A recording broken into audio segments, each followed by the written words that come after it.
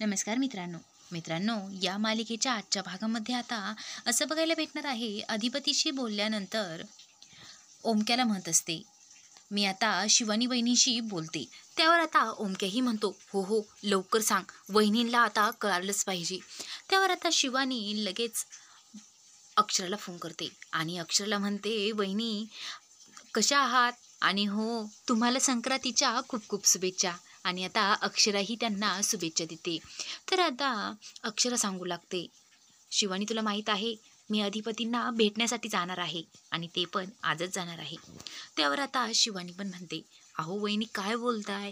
अधिपती भाऊजींनी पण तुम्हाला भेटण्यासाठी निर्णय घेतलेला आहे. ते मला फोनवर सांगत होते की मी अक्षराबाईला भेटायला जाणार आहे. म्हणजेच आता ते लवकर तुमच्या दोघांची भेट होणार आहे.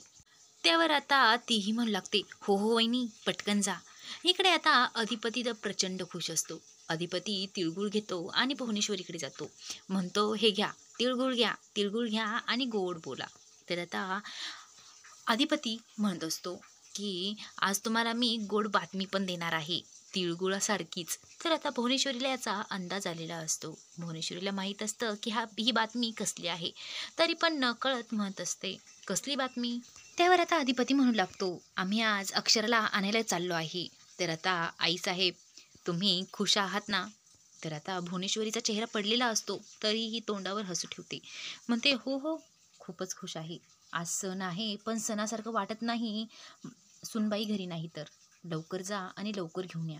आता तिचा फार मूड ऑफ झालेला असतो. तिला फार प्रचंड राग आलेला असतो. तिला काय करावं आणि काय बोलावं तेच कळत नाही. मनात तर असतं ती घरीच येऊ नाही. पण आता अधिपतीला म्हणत असते, हो हो तुम्ही घेऊनच या. मला असं झालंय, कधी सुनबाई एकदाची आपल्या घरी येईल. त्यावर आता अधिपती बाहेर जातो.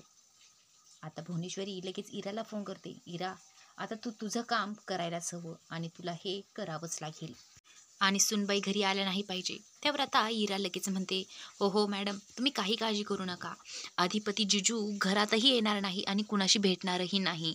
आणि हो, ताईही या घरातून जाणार नाही हे मला माहीत आहे आणि मी कुणाला भेटूनही देणार नाही. तुम्ही कसलंही टेन्शन घेऊ नका. त्यावर आता अक्षरा आणि शिवानी हे दोघेजणी बोलतच असतात. तर आता अक्षरा म्हणत असते, खरंच शिवानी मला भेटण्यासाठी येऊ राहिलेत अधिपती. मी फार खुश आहे आणि हो, सर्वात आधी मी त्यांना असं झालंय कधी बघेल. तर आता ती आपली जीभ चाचरते, कारण तिला ही गुड न्यूज अधिपतींना द्यायची असते. ती काही बोलत नाही. ती फोन ठेवते आणि म्हणते, चला अधिपती खरंच मला भेटायला येऊ राहिले. आता सगळ्यात आधी ही गुड न्यूज त्यांना सांगणार. तर मित्रांनो, तुम्हाला काय वाटतं, इरासारख्या बहिणी असतात? तर मित्रांनो कमेंटमध्ये नक्की सांगा.